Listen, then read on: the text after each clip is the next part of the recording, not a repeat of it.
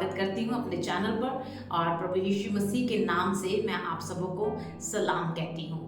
आज के इस वीडियो के अंदर मैं अपने कलीसियाओं के लोगों से या फिर हमारे चर्चेस के साथ जो है या क्रिश्चियन कम्युनिटी के साथ जो है वो मैं बात करना चाहती हूँ। और मैं किस अधिकार से आप लोगों के साथ बात कर रही हूँ, वो अधिकार जो है वो प्रभु यीशु मसीह ने हमें अपने कलाम के द्वारा जो है वो दिया है। क्योंकि मैं आपको पहले ही बता दूं, ना तो मैं कोई प्रचारक हूँ, ना मैं कोई प्रॉफिट हूँ और ना ही मेरी कोई रिलीजियस आइडेंटिटी है, लेकिन मेरी जो आइडेंटिटी है वो इन सभी पोजीशन से जो है वो ऊपर है। वो ये है कि मैं परमेश्वर की संतान हूँ।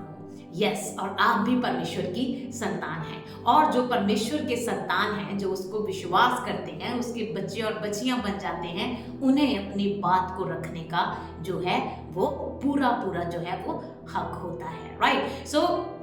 मैं परमेश्वर की संतान हूँ और मेरा वो पिता है। ये भजन सहायता और उसकी 82 और 6 में अगर आप पढ़ें तो उसमें लिखा हुआ है, we are the children of most high God. ये हमारी आइडेंटिटी है। राइट। गलेशियन 3:26 के अंदर लिखा हुआ है, गलातियों की पुस्तक 3 उसकी 26 में लिखा हुआ है, you are the children of God through faith in Christ. अगर हम प्रभु यीशु मसीह के ऊपर भरोसा रखते हैं तो हम उसकी संतान जो है वो बन जाते हैं। एंड जॉन चैप्टर 1 उसका वर्स 12 और 13 के अंदर लिखा हुआ है, those who believe in his name he gave the right to become children of God।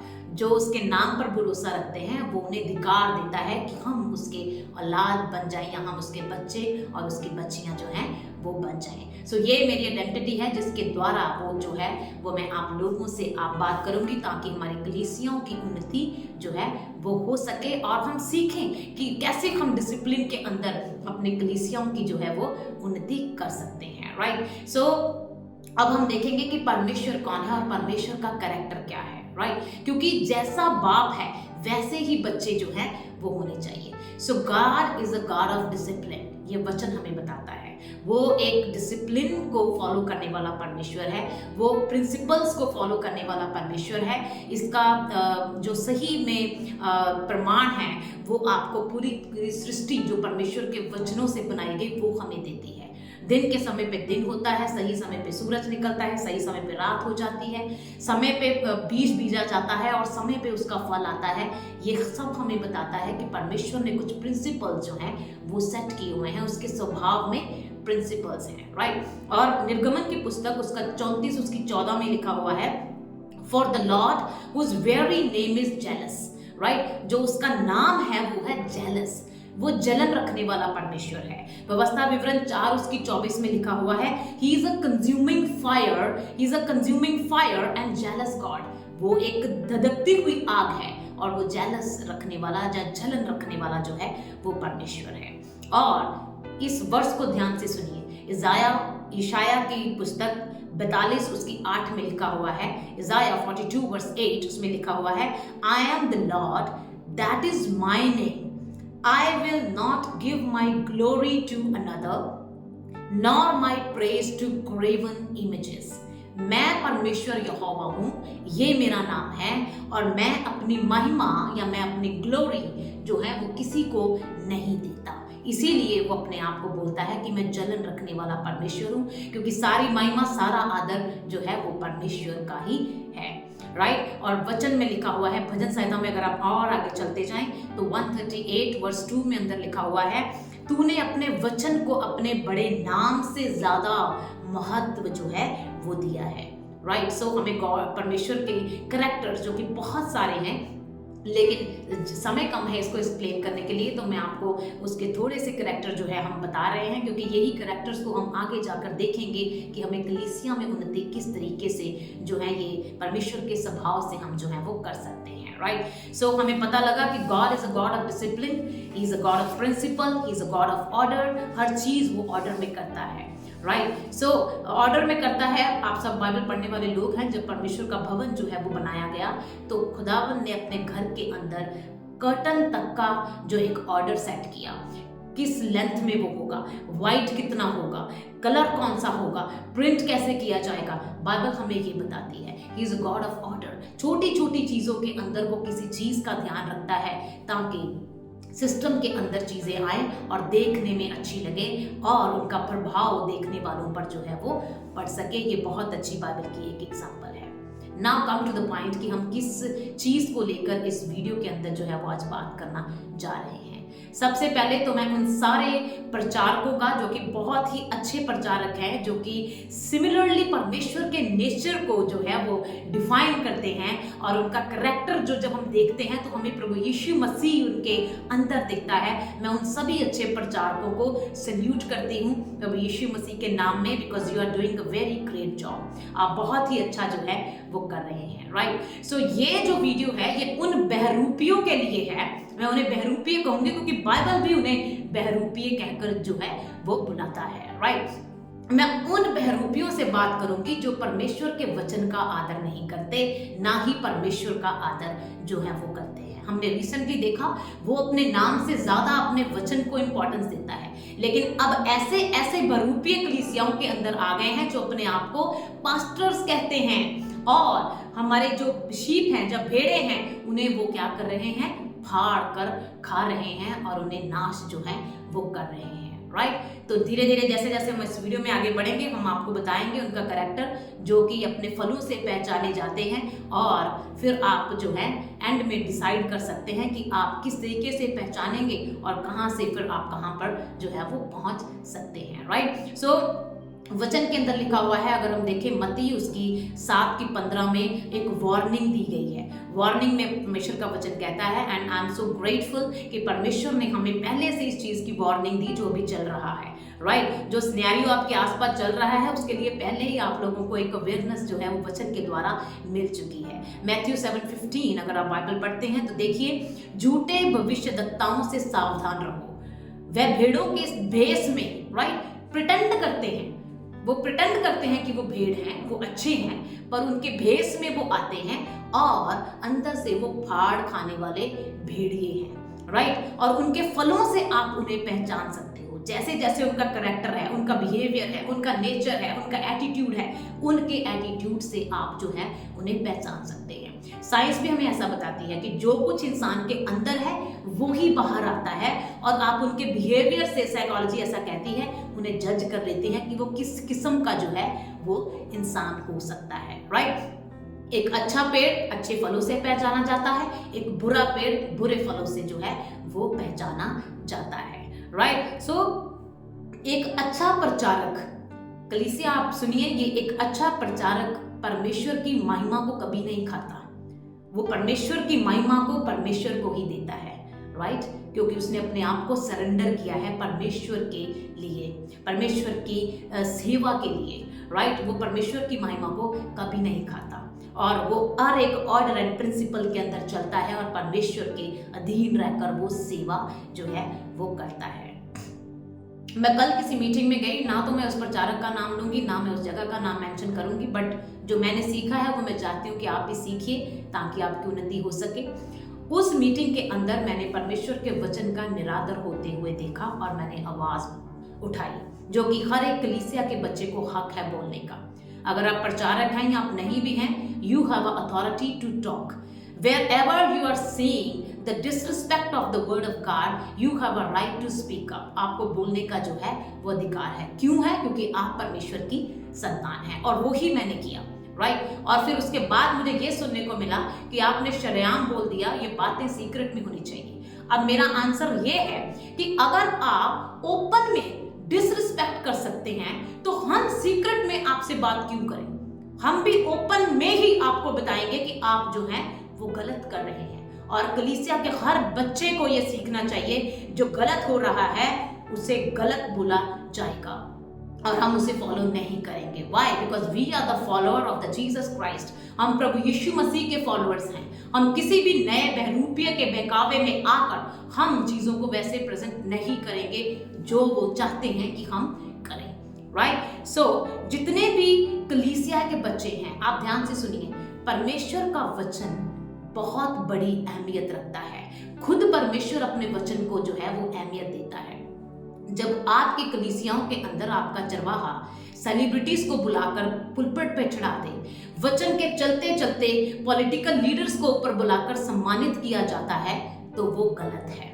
और उसके लिए आपको बोलना पड़ेगा कि वो गलत है। अगर आप नहीं बोलेंगे तो आने वाली कलीसिया के जितने भी बच्चे हैं उनका फ्यूचर जो है वो बहुत बड़े डेंजर के अंदर जो है वो आ रहा है। उस कलीसिया के अंदर आपके भी बच्चे हैं, उस कलीसियाओं के अंदर हमारे भी जो हैं वो बच्चे हैं, और हम सब मिलकर खुदावंद की जो है संतान है। राइट, ये जो प्रिटेंड करने वाले लोग हैं इनकी रेशियो जरूर बढ़ रही है, पर ये कभी भी कामयाब अपने कामों में नहीं हो सकते।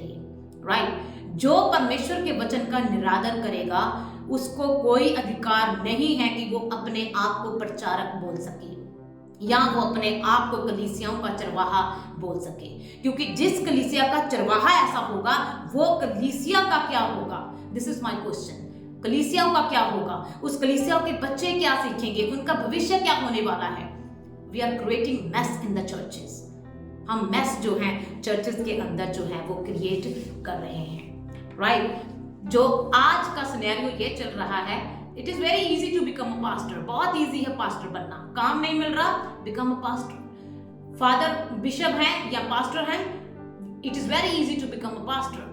मैं पास्टर बन जाऊं, मेरे पापा मेरे फादर जो है वो बिशप हैं। For me it is very easy to become a pastor, but मैं परमेश्वर का धन्यवाद करती हूँ कि उसने मुझे अपनी संतान बोला है, और पास्टर से अबव संतान का दर्जा जो है वो होता है। और अगर मुझे कलीसिया के अंदर अपनी बात को रखना है तो जरूरी नहीं है कि मैं एक प्रचारक बनूं, मैं उसकी संतान होकर भी इस बात को रख सकती हूँ, और परमेश्वर के वचन का आदर के लिए जो है वो मैं बात जो है वो कर सकती हूँ। राइट, सो पास्टर का बच्चा पास्टर, एल्डर का बच्चा एल्डर, ये तभी सफल नहीं होता क्योंकि आपकी कॉलिंग नहीं होती। And without calling you are just keep on doing something, and उसमें आपको रिजल्ट्स भी अच्छे नहीं मिलते हैं, बिकॉज कॉलिंग के बिना कुछ नहीं है, फेवर एंड अनॉइंटिंग के बिना कुछ नहीं है। राइट, इसीलिए आज आप भी नाश हो रहे हैं, आपकी कलीसियाएं भी जो हैं वो नाश हो रही हैं, और इसका हिसाब आपको देना पड़ेगा। राइट, सो सभी चरवाहे बुरे नहीं हैं। जब आप अच्छे चरवाहों को देखो तो अच्छे चरवाहों के अंदर, जैसे मैंने आपको बताया, प्रभु यीशु मसीह के गुण जो हैं वो पाए जाते हैं। वो कलीसियाओं को जोड़ते हैं, वो अपनी इंटीमेसी परमेश्वर के साथ बढ़ाते हैं, उनमें हम्बलनेस को आप देखोगे, उनके बात करने के नेचर से आप जज करोगे। वो परमेश्वर के वचन को पहला स्थान देते हैं और अपनी कलीसियाओं को सिखाते हैं कि आप वचन की कदर करिए। ये अच्छे चरवाहों के जो है वो गुण हैं। उन्हें अपनी वाह वाह करवानी नहीं होती है कि वह स्टेजों पर आए, पिक्चर्स खिंचवाएं, लेकिन वचन का निरादर करते रहें, उनमें ऐसा गुण जो है वो नहीं होता।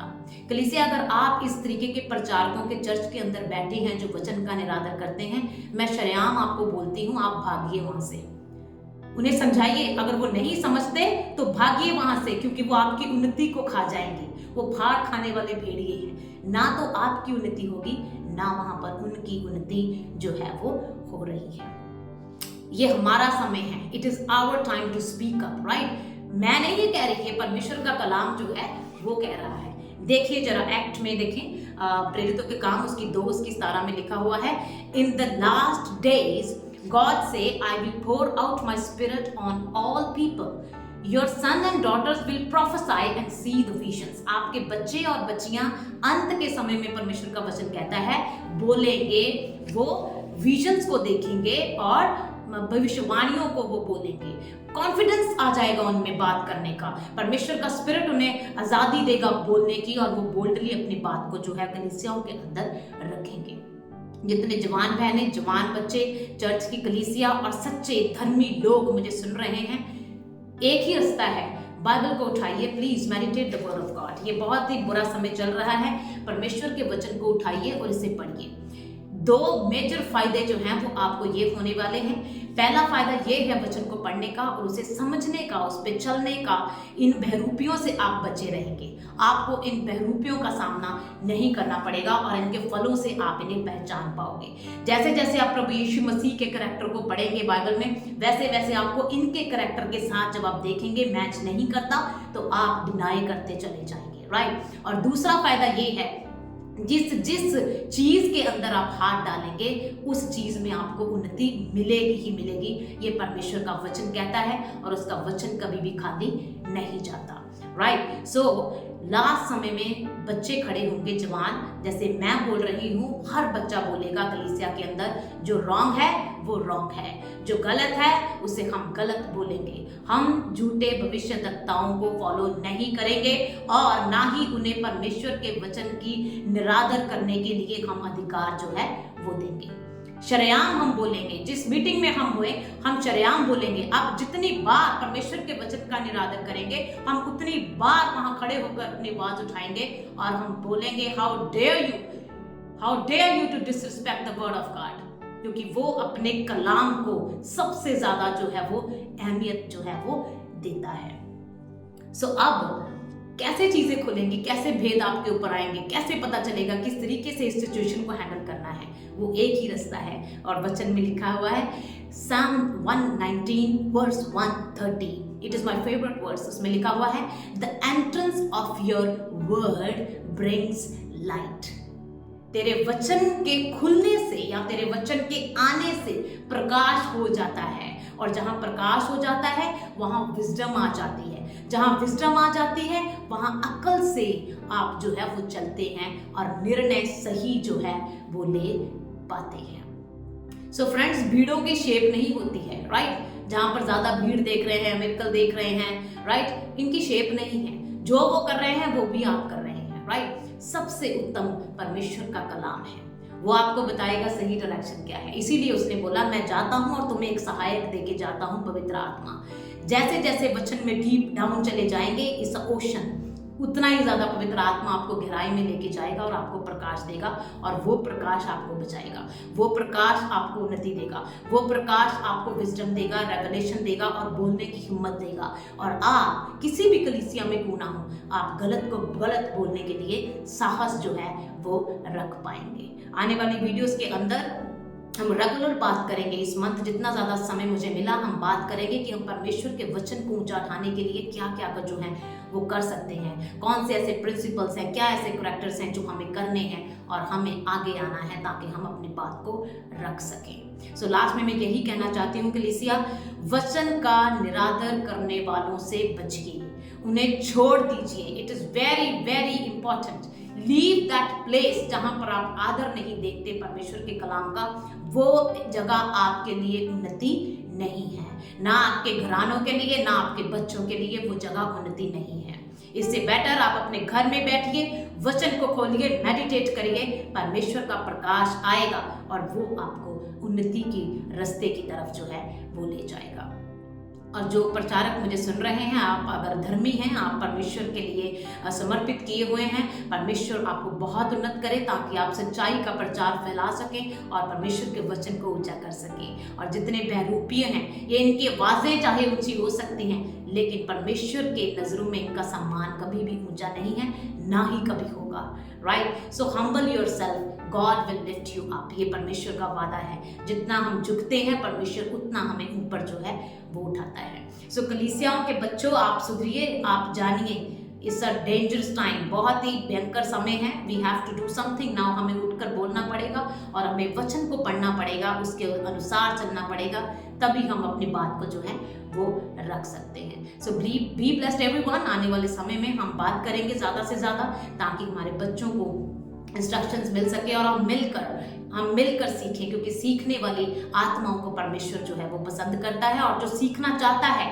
वो उसे अपना वचन भेज कर जो है वो सिखाता है। I am a good learner, मैं सीखती रहती हूँ। पौलुस भी ऐसा कहता है कि सीखते रहो, ये नहीं कहता सीख लिया और बैठ जाओ, नो, वो कहता है सीखते रहो। It is continue sentence. सीखना बहुत जरूरी है, सीखते रहिए, जो अच्छा है उसे सीखिए और उसे इस्तेमाल करिए ताकि वो बढ़े। जब तक आप इस्तेमाल नहीं करेंगे, सीखा हुआ भी जो ऐसे ही है वो चला जाता है। So have a nice day everyone. परमेश्वर इन वचनों के द्वारा आपको आशीष दे और आपको इन बहरूपियों से बचाए, ताकि आप सबसे ज्यादा सम्मान परमेश्वर के वचन को दीजिए, आदर करिए परमेश्वर का वचन का, और वो आपके आदर को खुद से ही जो है वो बढ़ा देगा। Thank you so much and have a nice day everyone.